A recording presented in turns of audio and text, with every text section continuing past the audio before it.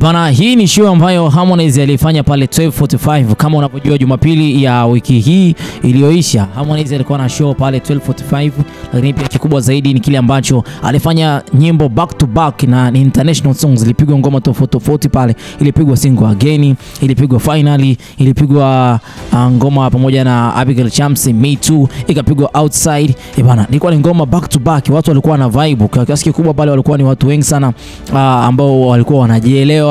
Language ilikuwa inapanda, na maanisha kwamba Kiingereza kulikuwa hamna mbili kwenye moja. Kwa kifupi naweza nikasema kwamba katika moja kati ya show ambayo Harmonize ameifanya katika nchi ya Tanzania na ikawa ni show nzuri, yani ni show ambayo ni international. Unasema kwamba hata kama angeenda kufanya katika nje ya nchi ya Tanzania, basi mashabiki wangekuwa wanafurahia gichi ambacho amekifanya. Basi ni pamoja na show ambayo ameifanya pale 12:45.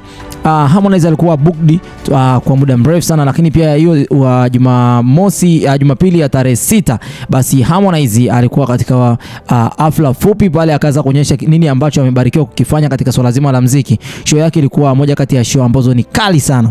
Naweza ngasema kwa namna moja au nyingine. DJ wake alikuwa ni DJ ambaye alikuwa na vibe. Abigail Chams alipewa nafasi ya kupanda kwenye stage, alikuwa pia na vibe. Naweza ngasema kwamba ni kipindi kizuri chake Abigail Chams, kwa sababu kukaa karibu na Harmonize kumemfanya basi aweze kupata shows hapa na pale zile ambazo zinamfanya hata na yeye pia azidi kujipush. Kwa msanii kama Abigail Chams anahitajika kuonekana sana katika jamii na kufanya show na Harmonize mara nyingi, yani kumpa kama vile support, kwa sababu ni ngumu sana kwa msanii kuweza kufanya kazi na msanii mkubwa. Yani msanii mdogo chapu upande juu kufanya kazi na msanii mkubwa ni kitu ambacho ni kigumu sana. Panahitaji uwekezaji wa kutosha, panahitaji pesa nyingi, panahitaji mafanikio ambayo ni ya tofauti kidogo. Yani kuna namna ambavyo basi Harmonize kwa hivi sasa anaweza basi akawa anajipatia chochote kitu kupitia Abigail Chams. Maybe management yake inamhusisha pia Abigail Chams, inomsimamia Abigail Chams inampa pia Harmonize pesa, na inawezekana kwamba Abigail Chams pesa ambazo anazipewa basi zinakuwa na mantiki sana kwake Harmonize. Maybe Abigail Chams anamlipa Harmonize au management ndio inamlipa Harmonize, kwa sababu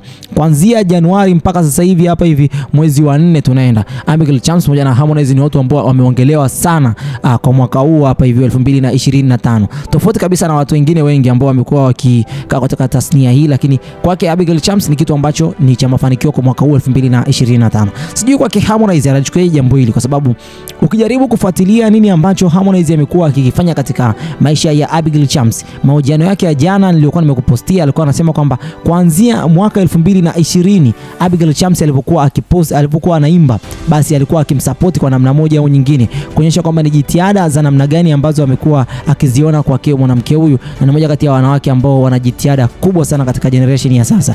Yani kwa kifupi kuna kipaji kikubwa sana Harmonize na anakiamini. Mimi sitakuwa na la ziada kwa muda huu. Hii ni Harmonize News. Bye bye for now.